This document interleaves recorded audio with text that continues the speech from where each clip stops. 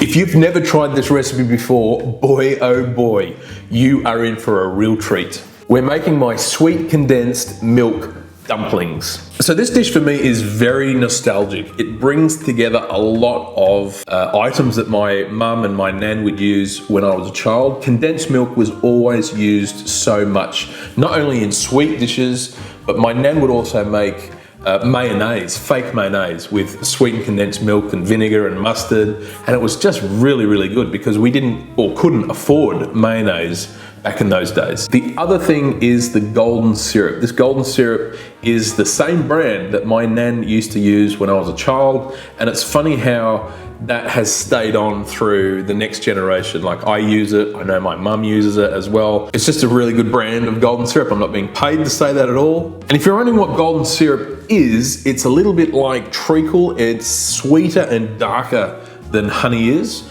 but it's not as powerful as treacle is either. It's sort of in that middle range between honey and treacle. So to make the dumplings, what we're gonna do is place our flour, our self-raising flour, in a mixing bowl, and then using your fingertips, just like my nan used to do, I'm going to rub the butter and the flour together until it forms this fine breadcrumb. Next, I'm going to add some condensed milk, and then just using a flat bladed knife, I'm going to mix that together until it forms a dough. It'll all come together. It won't look like anything's coming together and you'll think this is not enough condensed milk for this amount of flour, but trust me, it is. Now, you make the dumplings as small or as large as you want to. I'm going for about a golf ball size for this. So just take the mixture out, roll it very gently with your hands, shape it into a ball. If you overwork the dough here, you're gonna end up with a really heavy dumpling, and it's gonna be really dense, and that's not what we're after. We want something light. So it's very simple, just some flour, butter, and some sweetened condensed milk. No extra sugar required because there's sweetness in that condensed milk. And just put them aside for the meantime, and we're gonna get started on our sauce. So into the pan, I'm gonna add in the condensed milk, the golden syrup, and some butter as well. Now I'm going to stir this over a medium to low heat for about 5 minutes, or until well combined and slightly golden in color.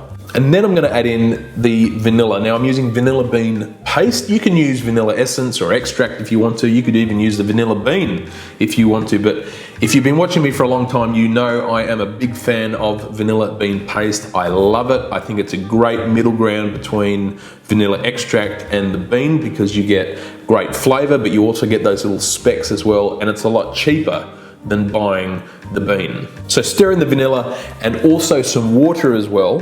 So gently cook that off only for about a minute, give it a good stir, and then I'm going to drop the dumplings into the sauce. Now I don't want them touching, so you want to leave room between each one because they will expand a little bit. Remember, we're using self-raising flour, so they are going to just expand slightly. Now you want to reduce the heat to low, and we're going to cook it for 5 to 7 minutes. And you just want to gently stir those dumplings through, very, very gently, because they will be sticky. And if you touch them too hard, you could break one, you could mix that flour through the sauce, and we don't want that. So just be very, very gentle when you move them around. And then it's time to serve, and it's very, very simple. Into a bowl, I'm going to be placing in our dumplings, and look how plump and gorgeous they look. And then I'm going to pour over that beautiful condensed milk golden syrup sauce all around. You can see those vanilla bean flecks through there as well.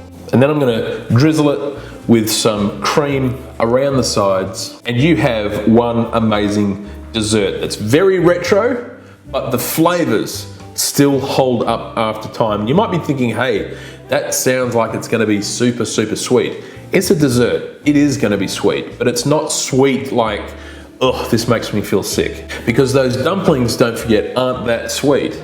So it's a great contrast, and it's almost the only way I can sort of describe it. It's like eating cookie dough with a butterscotch sauce, if you like. So if you're interested in that, this is going to really interest you. If you're after the recipe, please go and check out my website.